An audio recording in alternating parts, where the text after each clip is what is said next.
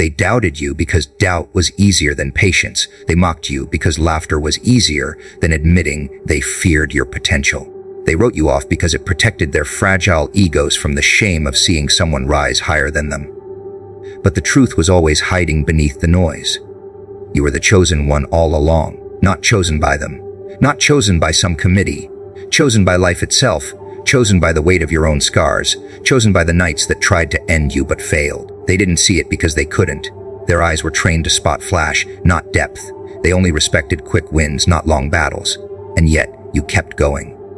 Quietly, relentlessly, until one day the ground shifted and the same mouths that dismissed you could not stop speaking your name.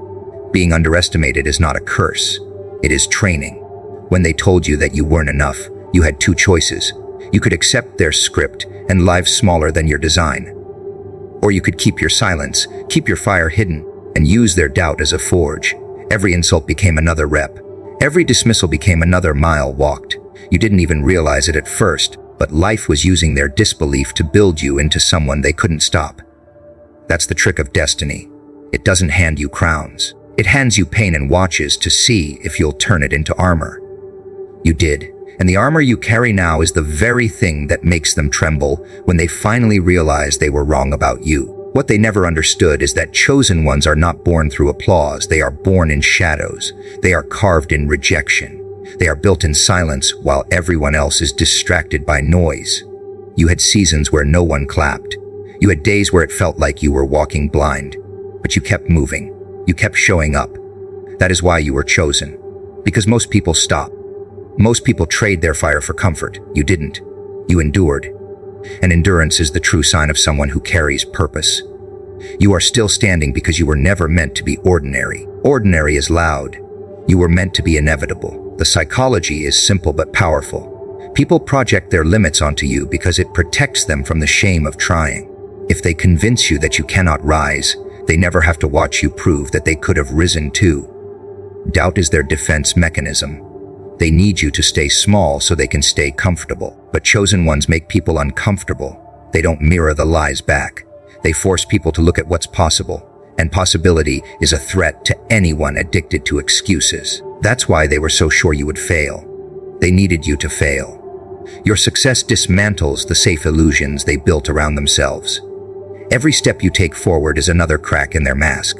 They may never admit it out loud, but deep down they know they misjudged you. They replay the moments when they laughed at you, and now those laughs feel sour in their throats. They watch you grow and realize they could have stood beside you, but chose to stand against you. That regret is theirs to carry, not yours. Your role is not to heal their guilt or soften their shame. Your role is to keep rising, to keep moving, to embody what they said was impossible. The chosen are not here to win arguments. They are here to make arguments irrelevant. And you, by simply refusing to quit, have already turned their mockery into silence. The chosen path is not about glory. It is about responsibility. You were not chosen to shine for yourself alone. You were chosen to show others that survival is possible, that growth is real, that scars can turn into crowns if you keep moving forward. People are watching you now not because they admire you, but because they want to learn how you endured. You are proof that doubt is not the end. You are proof that dismissal is not death. You are proof that being overlooked can become the very fuel that sets you apart. That is why they were wrong about you. They judged you too soon. They thought the story was over when it was only the opening chapter. Here is the shift you must embrace.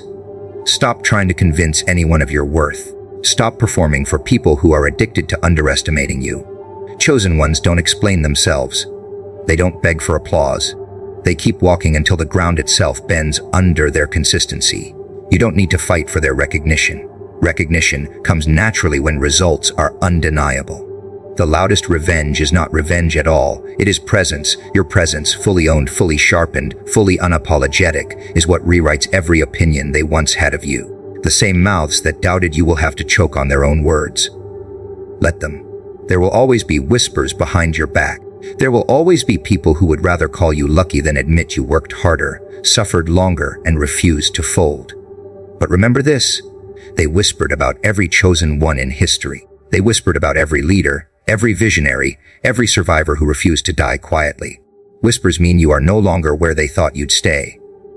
Whispers mean you outpaced them. Let the whispers continue, because whispers are proof that they cannot ignore you anymore.